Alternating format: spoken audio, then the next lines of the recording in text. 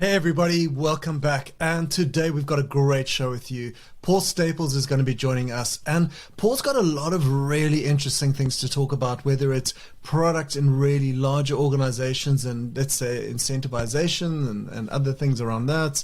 Also why product analytics hasn't quite taken off yet in large enough organizations and things one needs to think about there. I don't want to kind of, spoil Paul's thunder, and I'll let him talk about it and introduce himself. But I think he's got some really great insights. So, Paul, thanks so much for joining us and welcome to the show today. It's a pleasure to be here, Ross, and thank you very much for inviting me. It was a very, very kind gesture to bring me on board. Oh, no, the honor is all ours. So, Paul, if you don't mind, would you mind giving the audience, and remember the audience, most of the listeners tend to be product leaders in product leadership in some way, shape or form, a lot in enterprise, but also a lot of scale-ups and smaller companies. But wouldn't you mind giving them a bit of a kind of a potted history of where you are in product and, some of the things that you've really had an impact in? Sure. Well, I guess the first thing I should say is I never ended up or never intended to be a product manager or a proposition manager for that matter. I just ended up in a startup when I was 19 in oil and gas and helped to build that out. And I guess when you think about it, that was the first product role. It wasn't called product then. It was just someone who looked at what customers were doing and trying to influence how the software we were building was morphing. So that was when I was 19. We sold that to a large conglomerate and ended up in banking, as you do when you have absolutely no idea what to do after having created a startup. So I was a bit of a banker for a number of years, but the entrepreneurial itch continued. So I went away and built a carbon registry platform for the UK so we could make and keep track of all the carbon credits that are being created, a bit of a central securities depository type thing. I went and built a platform in logistics as well. That was called Voyage Control, which still operates today. I was a COO founder of that, which was a great company, but moved on from that as the business scaled up and had to relocate to sunny LA, and I wasn't quite able to do that with a young family. And then, through all this time, it's all been banking as well, and kind of on the side, helping the likes of the JP Morgans, the Merrill Lynch's as it was at the time, the Barclays and those sorts of entities just do various things in various elements of their banking world. Some of the fun we had with that was identifying new startups and how we could use them and seeing how their products were evolving. So that's when I guess kind of drifted back into the product landscape as to seeing how the products were evolving and what their product managers were thinking. So us as an internal product manager could kind of utilize them in different ways. A bit of a boomerang banker, I guess you call it, or boomerang entrepreneur, whichever side of the table you sit on, really. That's really interesting. So you've obviously seen a lot when it comes to scaling product teams, right? And I'd really love to get your thoughts on that, because a lot of the times what I'm seeing anyway, and you know what, let me give you the context of the last couple of years of the pandemic, because I've seen loads of people and friends of mine, they're like, and I get questions regularly, yesterday even, and it was more around road mapping. So it was more tactical. But on a strategic level, I've got friends and people that I'm coaching, and they'll reach out and go, hey, we just hired another 10 people in the pandemic. We're growing like crazy, but here's the thing. And one of the problems that I've seen that's come out of that, and I'm not trying to lead the witness here, but this is, context for the listener, is I remember sitting, even as a junior product manager, sitting in meetings where there'd be a CPO, there'd be, 5 or 6 or 7 PMs, senior PMs, all around a Google Meet, and whether it's local, offline, and all kind of like, okay, giving an update to what they did. How's your product going, Ross? And everyone needs to, and you all kind of feign interest. Oh, my product's great because I did this and this and this week, and everything's fine. Oh, there's a problem with here, but I'll talk to you. We'll take this offline anyway. And everyone goes, oh, cool, yeah, so Ross's one's doing well. And then the next person talks, and as soon as they start talking, I just switch off and go, well, I'm kind of vaguely interested in it because I kind of like my team and my colleagues and stuff, but I'm really caring about my team so much. And so anyway, Paul, over to you. I'd really love to get your thoughts on scaling product teams, dude. So scaling, right. Well, I think it depends on the environment you're actually operating in. I think scaling a product team in a startup is fundamentally different to scaling a product team in a big corporate. Your objectives are often quite different, and your personal motivations are often quite different. I guess the only commonality that you can draw between the two types of environment would be of you have to make sure everyone knows what the mission is first and foremost with the scaling of that team. So when you start with one product manager, you're a three-man band in a garage trying to figure out what the product is and how your business is going to take shape. And then you suddenly get a second one and a third product manager because you're building out. You all know what your common mission is. In a big corporate, that mission can be lost amongst the big group mission that may well be out there. So it's trying to build those moats around you if you're in a big corporate, so everyone can know what that mission is and stick true to it as you build that team out. So mission is absolutely critical, and then having those mission critical metrics behind it actually really helps build the scaling of the product team, right? So everyone broadly familiar with the principle of North Stars and then North Star metrics. That's something that I've always found very, very helpful with the scaling of your product team. Is if everyone knows what they are from the very first day they step into your company, that's the most important thing, because they know what they're striving for. Right? If they don't have that there's no guardrails as to behaviors or outcomes that they want to try and achieve. And then you start to break that down into things like value streams. So the most recent organization I was part of, they didn't have value streams. And as a consequence of that, their definition of a product manager was just someone who looked after a bit of P&L of a business. They didn't actually understand feature functions. They didn't understand customer experience. They didn't understand analytics. They didn't understand engineering.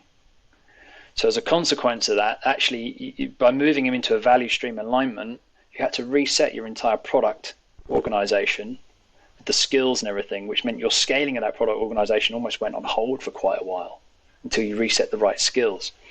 But then when you build that value stream, and we did this around product ops and tech, those three key areas, that if you drew a Venn diagram, everyone had an equal seat at the table. And they all overlapped. Everyone had to be competent in each other's field. Okay, I'm not expecting everyone to code, and not expecting everyone to do operations, and not expecting everyone to do roadmaps, but you all respected each other's decisions and why you came up with it. And every product manager that then came in was either part of the core value stream or knew they were a sub-value stream. And then they knew they rolled up into the main value stream and what the objectives of that value stream were aligned to the North Star. So you start to see this traceability all the way through. And that's generally how I've liked to try and look at how we scale product teams in particular. Even in a startup, you need to start to think about that for the future. You don't want to get distracted with it too soon. But you do want to think about, okay, if I've got 3 discrete feature functions in my product, over time you're probably going to be looking at having 3 or 4 different product managers, looking after each feature function set and really going deep into it. So the scaling is slightly different, but it all has traceability, coming back to a North Star. I think the motivation's an interesting one, though, right? So you touched on that in the introduction to your question there. A product manager motivated in a startup is going to be motivated by growth. I'm part of a young company, I'm growing it, I'm going to see some massive upside, hopefully, if I get this right. In a big corporate, it's much more political, arguably, because if you're a progressive product manager and you want to continue your career, you want to work on bigger products, you want to work on larger P&Ls, but you don't necessarily get the reward because the compensation structures are materially different. You're not really going to get equity in a new product you build in a big corporate. You're going to get maybe a nice pat on the back at the end of the year, and because of bonus structures are all tiered at grades, regardless of your function, arguably, you just get the same bonus structure. So your motivation has to be different, but your opportunities are also different. So you may have bigger budgets to play with in a big corporate. You may have different technologies that are quickly accessible, or some could argue slower to access sometimes because of procurement, but you have different sets of opportunities in either side of the table. And as a scale up in product teams, you've got to figure out the motivation of the individual coming into the team first and foremost. Because if you get that bit wrong, your product team is ultimately doomed to failure. Paul, that's fascinating. And it absolutely reminds me of the book Loon Shots. So if you're listening, that's Loon with an L-O-O-N Shots. And I remember, the author there was talking about getting incentives right. And what he was saying, and I'll say it in a kind of kind of ironic kind of way, but let me put it this way. They're kind of going, look, if you're a product manager, you probably are really motivated by impact. Probably. Okay, let's just take that as a generalization, number one. In a 40,000 person company, your amount of impact is probably minimal. The amount of impact from most people is probably minimal, except maybe a few people at the really, really top might have slightly larger. So in Loonshots, the author was talking about the fact that therefore, if you want to maximize your income, what you need to spend all your day doing is politicizing and sucking up to your boss and letting your boss know. So the person that you can impact for your salary, even though your salary might be increase may be minimal, but to get it, you really want your boss to just think you're brilliant. And so things are coming, you're going to agree with them 9 times out of 10. Right? On a startup, your incentives, if they're based more around equity or massive bonuses or something like that, it's more around the fact that if there's 20 of you, you 1 out of 20, or if there's 10 of you, you 1 out of 10, you've got you are 10% of the impact of the company, so to speak. Now, I realize that's a real simplistic way of looking at things, because you can't quite divide 1,000 person company by 1,000 and say we each have 0.1% impact. Obviously, that's different. But I think he makes the point really well that in larger companies, you really do need to look at things that way. And I can imagine that also talks to, what is your nature? Some people really love, as you're saying, having the rails, the guardrails going, hey, listen, I work for Standard Bank in South Africa, and I didn't, by the way, but let's have it. But hey, there's a really, really strong chance it's not going to go bankrupt in the next 10 years.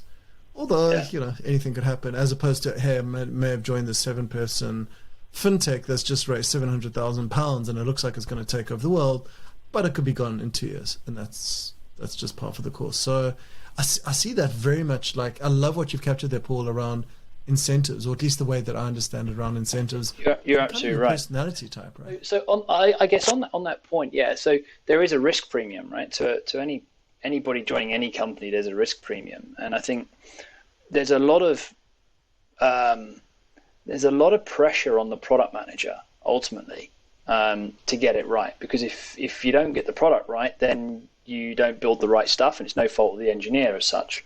If they build it incorrectly, because but through bad engineering, then that's their fault. But if you ultimately get the need of the customer incorrect as a product manager, there's a lot of responsibility on your shoulders.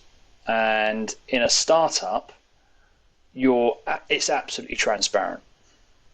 Absolutely transparent. In a big co, actually, you can hide from it if you really wanted to.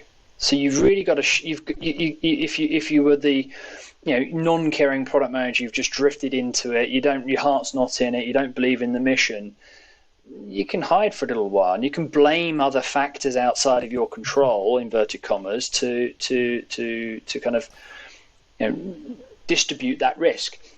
That's where it's really important as a product leader to find those individuals and rattle it out your product team very, very quickly. I remember once working somewhere, and I'm not going to mention any names in case this comes back to bite anybody, but I remember being at a place once, and this guy used to come in there like really early. He'd be there before the managers would come in. He'd leave afterwards. And I remember the manager like, oh my God, this guy works so hard. He's really hard working. But he would take the majority of the day off. So he'd kind of come in really early, be there, have some meetings in the morning, some in the afternoons, and probably between 10 and probably 4 or something. I don't know. what he was doing. He just wasn't around. I did see his gym bag come in and out and stuff. But I get that. Yeah, I think you can hide. I think one could potentially hide. The thing to me is I like to think that the majority of the product managers that I've worked with or that I've managed, really want to make that impact. That they're not there for the paycheck. They're there to do that. And I get it. Like, we've all got different things going on in our lives, and sometimes we do just want to go somewhere and take a year and have a bit of a relative breather, and then we kind of move on to the next thing where we're super excited. And because maybe we got to a point where we just, you got to pay the rent, and we took something that was available to pay the rent until the right thing came along. So I think that's a shitty way of looking at it, but I think it's kind of reality sometimes. Yeah, I've called it the product career pace as opposed to the product career path. So if you think about your pace, if you're running a marathon, which a fair degree product management ultimately is, you're putting in the odd little burst of speed when you've got a launch coming up or you've identified a new opportunity. And you'll be excited, you'll be enthusiastic, you'll be driving and pushing people to get things done, and then suddenly, do you know what? I'm a little bit frazzled from that launch. So you may take your foot off the gas a little bit, and you maybe have some outside life events that have changed your perspective on things. So you may take your foot off the gas. And from talking from personal experience, I did. I had a family, right? So for a couple of years, I didn't want to be going 80 hours a week and smashing it out of the park. I wanted to take my foot off the gas. Believe in the mission, absolutely, but I wasn't going to put everything into it because I wanted to be with my new family, my young children. But then when they matured and they were a little bit more self-sufficient, do you know what? I was able to kind of smash it again. And as it happened, I went into my next startup, and we went from there. So I went out the frying pan into the fire with ultra high risk of a young family and doing a startup. But the point being, as a product leader, you also have to recognize your staff as part of that scaling process. Some are going to be on different paces, not paths, but pace in their career trajectory that you just got to recognize with and kind of go from supporting them at the right time. And do you know what? Sometimes the pace doesn't fit with what's needed in that product team. And if you're in a large organization, you can accommodate that. There's absolutely, and that is a huge benefit. Been multiple product teams, lots of different value streams operating at different cadences. So you can kind of move people around and say, okay, let's have a crack at this. This product has got less heat on it right now. Go and do a good job there, but enjoy your time there, and then come back when you're a bit more ready for the next big challenge. Startups, you don't have that chance. It's full throttle. So scaling seems really interesting, and there's a lot of emotional intelligence that needs to be applied. There's a lot of and again, the skills needed associated. The product team mix as you scale will ultimately change. Sometimes you're going to need product managers that are much more data centric. Some are going to be much more experience centric. Some, arguably, and I have experienced this, are going to need to be much more commercially minded. I need them to look at how pricing works. I need them to look at how legal constructs work or fiduciary matters work, because that's the skill set needed at that point in time in that product as it's evolving. So you have to be sensitive that you need different skills at different times as the product evolves. And one of the terms I tend to use with people when I'm coaching product and value stream alignment, and that is that as a product team, you are a product itself. You have to recognize you've got how you behave, how you operate, the tools you use, the outcomes you create. That's a product in its own right for the organization that you operate in. So you got to package yourself up as a product. And I think that's really important. So your product team is in itself a product. Yeah, together with Henry Latham from Prod MBA, there's been almost, I think, 200 people through Prod MBA, and a lot of the people that we've coached, a lot of the time we tell them to look at their career as if it was a product, right? But this is mainly for a lot of people who let's say, looking for a new role. So it may be, hey, you've got two customers, your hiring manager and the recruiter, and they've both got two different objectives, right? The recruiter may need to know certain things about you. The hiring manager may want to have different challenges, or if you look at jobs to be done, different solutions that they're looking at. But I love what you're talking about almost like your unit. It's almost like, going back to the army and thinking like it's unit first and then going back out there. Right? It's exactly the analogy I use. Exactly the analogy I use with my group is that we're an army unit. You got an engineer, you got an infantryman, you got an artilleryman, you got a logistics guy. So you've all got different skills, and at one point in time you're going to use one more than the other, but collectively you are that unit. And then just think about like unit dynamics for a second, right? Because I've seen, and it's been true for me, is sometimes I'm more loyal to the unit. Oh no, not sometimes. I'm more loyal to that unit than I am to the company, right? So, for example, right, I think in companies, companies let's say have values, and I think in companies different units may have different values. They may not be totally different values. They may be, as you said, like emphasizing something more. Like sales may be emphasizing a specific value about, let's say, being dynamic, being engaging with customers.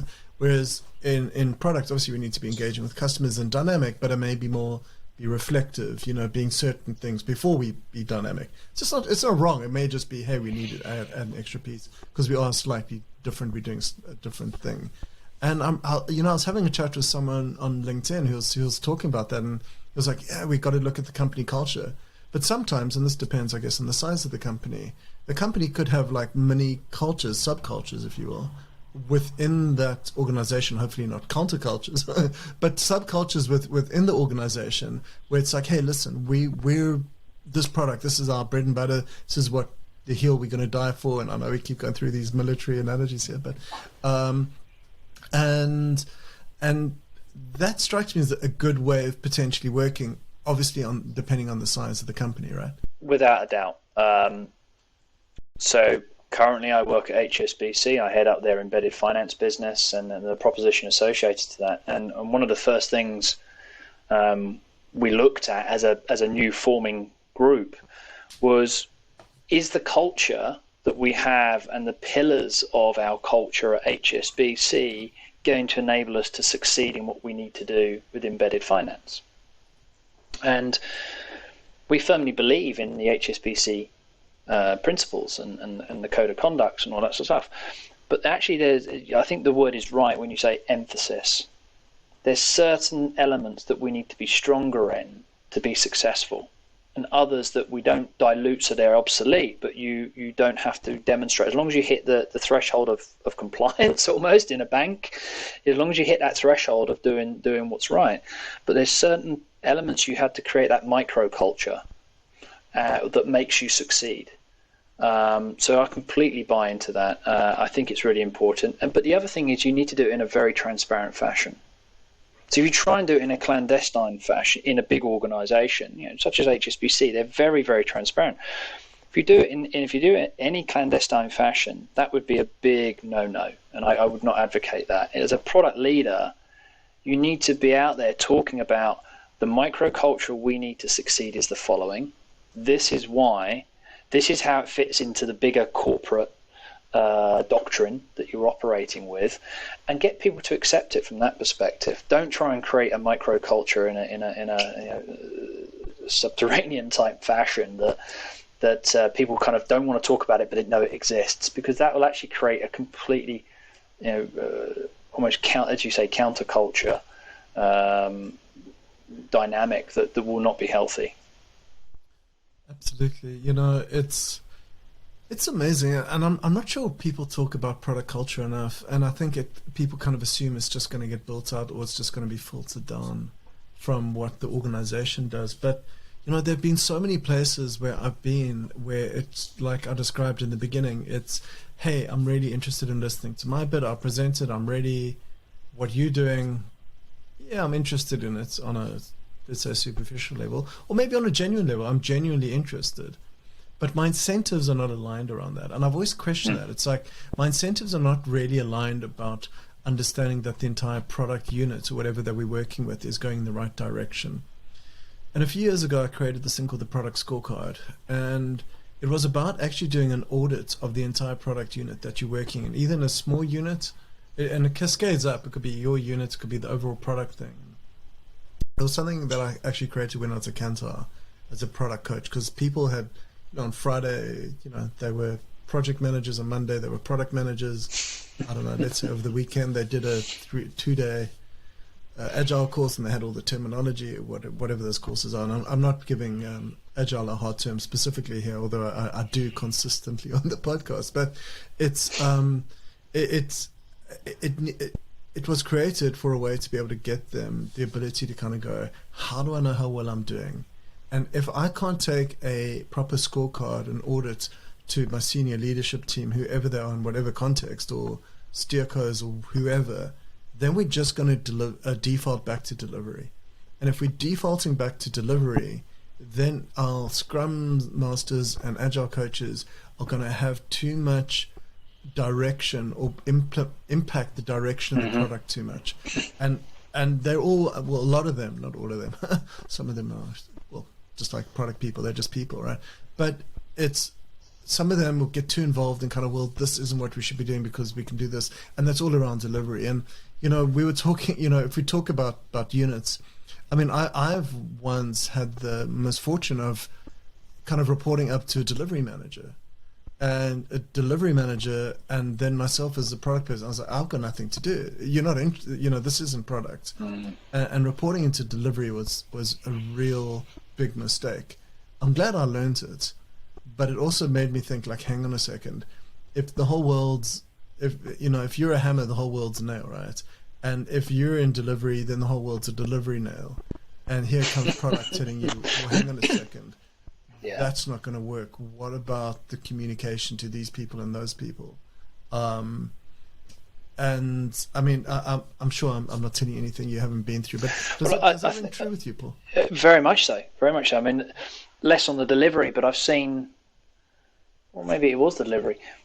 I've seen a number of, again, big organizations that when they say they've got a product manager, the organization doesn't really know at a business unit level what a product manager does. They just feel that they need to have that naming convention for some bums on seats.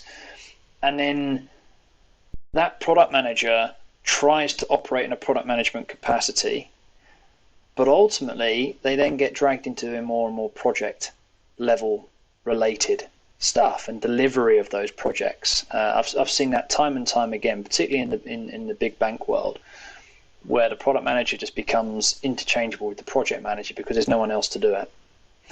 And take your hat off to the product manager. Universal skills, can do everything, the Swiss Army knife of corporate support, but ultimately that's not healthy.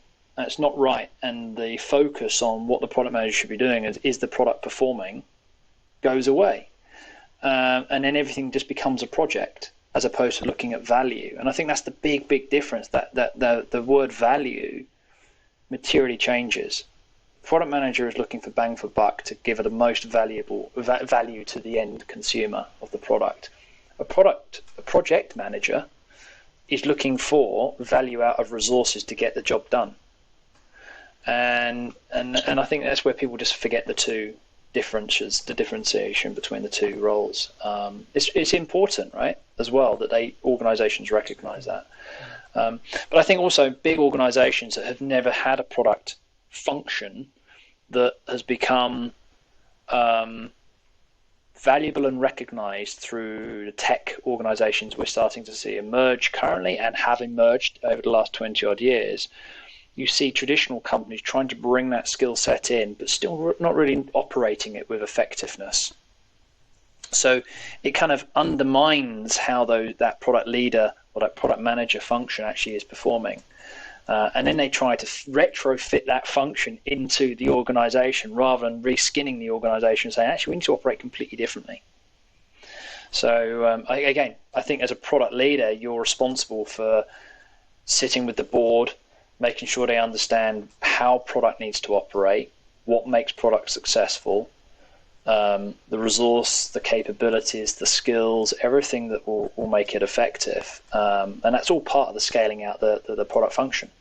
So, I mean, if I look at the world through a glass half empty glass, right? Should product managers look at then working at smaller companies or scale-up companies the caveat, though, in my experience, is one of my best experiences was working for a relatively large company, but it had an innovation unit, which was only probably 50 or 60 people. So it was kind of like a different, very dynamic unit within a very large, slow, institutionalized organization that wasn't going to change. What do you think product managers should do? I think when you look at your career, you talked about looking at your product management career. I think you need a blend of everything, right? So the big companies value those who have been in small co and are entrepreneurial and bring a completely different mindset to the game. But equally, the startups value those who have been in big corporate land in a product role, because there's an element of maturity and decision making that comes and training that may not be there from day one in a startup.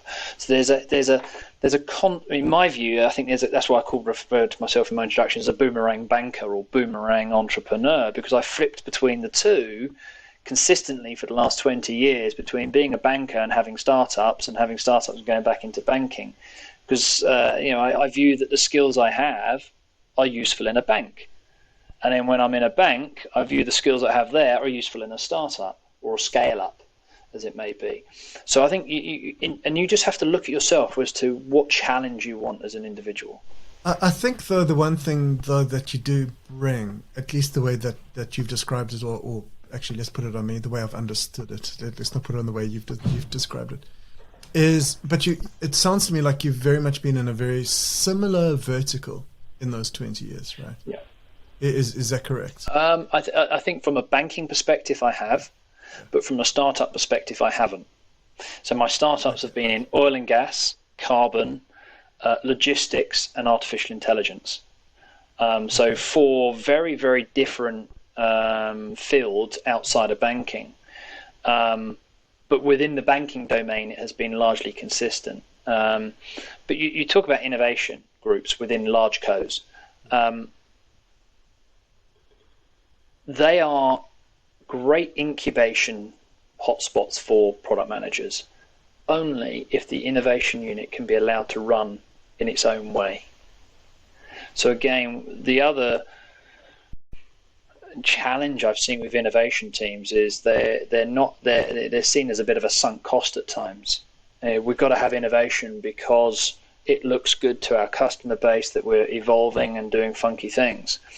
That's great, but actually, if you put the money into an innovation team and say, go off and do something useful, but you've got to have outcomes associated to it, and we'll let you do whatever you need to do, rather than constantly constantly hammering the innovation. When's your next thing? When's the revenue coming from it?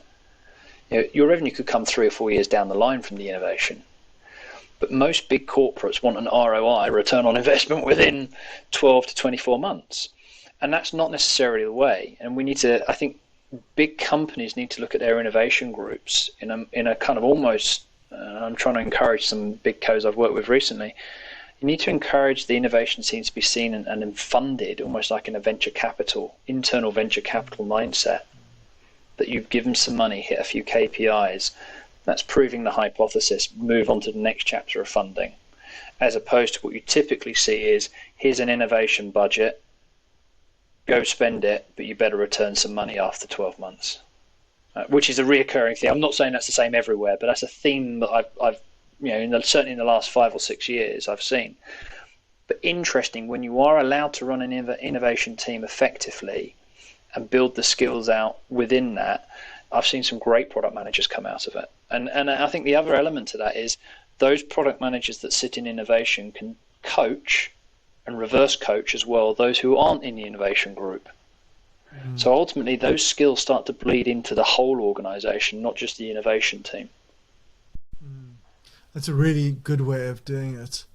A bad way of doing it, which I've experienced, is I remember our CEO once, we just spun up a 14-person mobile team in a Central European country, and he decided to proceed to say that he wanted to call that the innovation unit, which by default meant the existing team in another different country, which was quite large, which was creating and had created the largest product, which was paying the rent for everybody, because these apps were just a figment of our imaginations at the time, that the not innovative people. You know, they were the boring and staid ones. So we were able to kind of put the kibosh on that pretty quickly, and they became the mobile unit, not the innovation unit. So although I get what he was trying to do, he was trying to say, listen, this is the future, this is what they're doing. But it also the optics, as they say, made everybody else look like they were kind of second-class citizens, which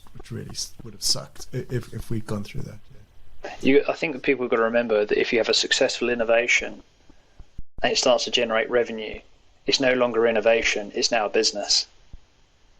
And that, I think, is often a mistake that's made, is that the function of product that may well have come up with that innovation, and the engineering team and the ops team and the experience team that have pulled that together, are then at a kind of a crossroads.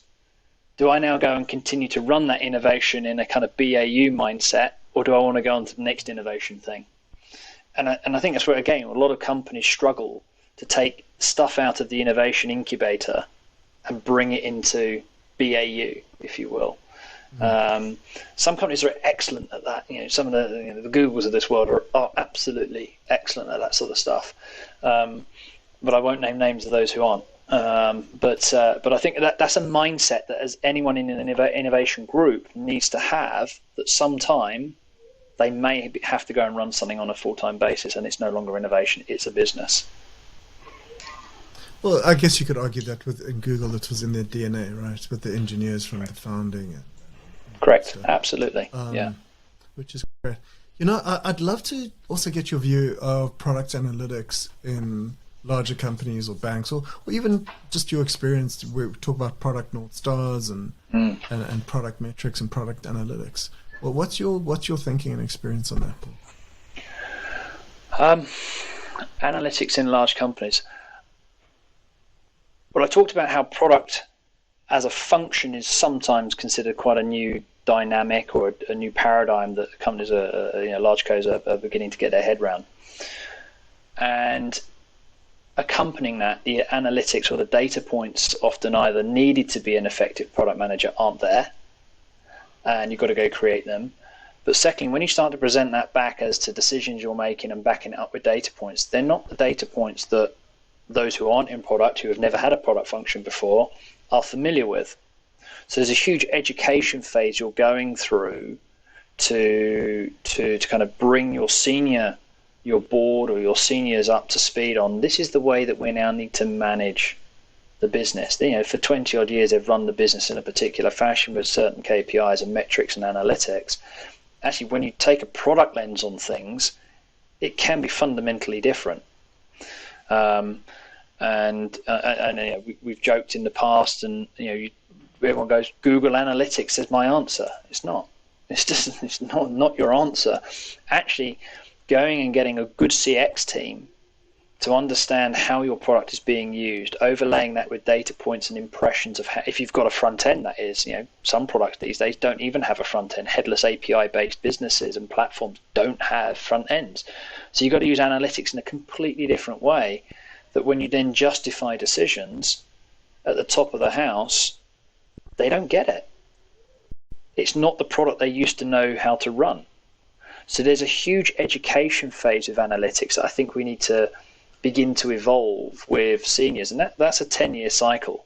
Once those seniors start to retire off, and it's a horrible conveyor belt of careers, but we've got to think about it like that, right? They will retire off. We will bring through that layer of knowledge, and you know what? We need to then be really open-minded as seniors, as now we're in a product-based organization and running as a product. The people who are running the products are going to have new ways of doing analytics, so we've got to be really open-minded to that. And they're analytics methods that we don't know about today. But if we're coming from a product leadership stance, then we need to be open-minded to the opportunities of analytics when we're in super senior roles, hopefully, to be able to make those decisions. So I think I don't think there's one set of analytics that we can identify as a must-have, and I think it'd be wrong because all products have different measures. But it's this current period in time, I think we now need to, in large companies, large well-established companies, we need to spend more time educating seniors on a new way of running a product and new data points that matter. I think that's the important thing. It's the data points that matter, not the historical data points that they were able to get their careers off the ground with. 100%. I was chatting to a friend earlier this week, and I was talking about, and they were, Google Analytics is cool. And then I was like, well, hang on a second. You're not going to be able to get like strong correlation analysis from that. You're not going to get negative correlation about, whether people are picking up the app, people are leaving the app. You're not going to be able to really get strong retention analysis, other kind of funnel analysis from that once people are logged in and seeing what's going on in the back end. And I'm not saying that we should just be looking at quant analysis like that the whole time, right? But a lot of the time, I think people don't realize, get the engineers to just capture those events. And once you're capturing them, then we can do amazing things with that. We can share with go-to-market things that are happening. We can share with the sales teams, hang on a second, check this out. There's a correlation between this and social, or between this and buying a cinema ticket because of something. Hey, let's give away free cinema tickets, right? And maybe we can incentivize people to do it. Maybe I'm just excited to go back to the cinema at some stage, so I'm thinking about that. But you're right. You're 100% right. And I think there's so much else, and so much of the time we've had the mixed panels and the Google Analytics that are just showing, hey, it's organic. And a lot of the time, that what most people don't get in a B2B space is what I call like dark social and just dark messaging, right? Dark not as in kind of dark side of the Sith of the Force or something, but like it's dark as in it's just your Google Analytics or even your product analytics are not going to pick it up, right? And so much of work that's getting done today, so much of that is getting done in direct messaging, wherever that is, LinkedIn, if it's B2B or wherever. And so the attribution is really interesting to me, because if you just looked at everything, it would look like attribution is organic. Whereas attribution could be, hang on a second, you spoke to them on social, you spoke to them here, they listened to a podcast, they watched the video, they did this, they did that, and then all of a sudden, cool. And all that Google Analytics is going to tell you, organic, right? So I am giving Google Analytics a bit of a hard time. But I'm hoping that the product leaders that are listening to this will realize that they really need to be thinking about attribution and correlation and various things that we can do in product that maybe we couldn't do, say, like 10 years ago. We couldn't do any of this stuff. So I think the other element with analytics is, as a product manager, you're looking to see how your product is performing. And we often think front end only to get either more distribution or more activation or use rates up. But actually, there's a whole layer below that product that's the tech stack and the fulfillment as well of the service being performed through the software or whatever it may be. One of the things I strongly encourage all my product folks to do is, when looking at analytics, you're looking at that from not just the product front end perspective, but also get the analytics of the tech, also get the analytics of the operation, the fulfillment of it. And actually your analytics must encompass all three parts. I talked about the Venn diagram earlier of the three roles in the kind of value stream. To me, it's always been ultra important that we have not an equal measure, but we have equal importance on any metric the tech guys want and the ops guys want when we're delivering a product. Because as a product manager, I got to look at my tech debt. I've got to look at my operational debt that I'm building into the product. So as a consequence, they need to have KPIs, metrics, analytics as to how they're performing, and collectively we need to make that decision. So I think there's an impression that product managers only look at the front end metrics or the front end analytics of how the product is performing. And I maybe I'm going out on a limb here, but I don't like that. I like to make sure I've got a fully inclusive analytics stack, if you will, of the full end-to-end picture of the product. And what's also really important associated to those analytics, don't do it as an afterthought. Far too many organizations build a product and they kind of get to the end of it and go, growth metric, we better put some analytics around this and just see if we're tracking that correctly. And actually, if you build the analytics in from day one, what do I want to be able to evidence and what do I want to be able to see, then your product will be better because you can track, monitor, and tweak accordingly. But you're also building in a culture, goes back to that culture statement. You're building in the culture of how to perform product management correctly, in my lens of the world, that you're looking at data points to influence decisions. So it shouldn't be an afterthought. it shouldn't be something just to tick a box to make seniors happy. It needs to encompass the full end-to-end of the product, from the build to the experience to the operations. In the banking environment, we've got some other spheres we need to contemplate, such as risk, compliance, regulators. They are all part of the analytics toolbox that we have to look at when building products in banking. That makes sense. Yeah, I've done quite a lot of work in the life sciences and precision medicine in the last few years, and compliance is vital. I remember like major things, just like having all our GDPR compliance, and I'm not just talking general, just like life sciences to that level. Yeah, it's time of my life. I wish I could get back from having to GDPR, but I totally get that. Hey, Paul, I really want to be respectful of your time. It's really been great chatting to you today. If people would like to know more about you, or they'd like to reach out to ask you questions, would you be okay with that? Yeah, absolutely. Yeah, I'm not one for too much social media. I used to do Twitter, but that kind of dropped off the curve.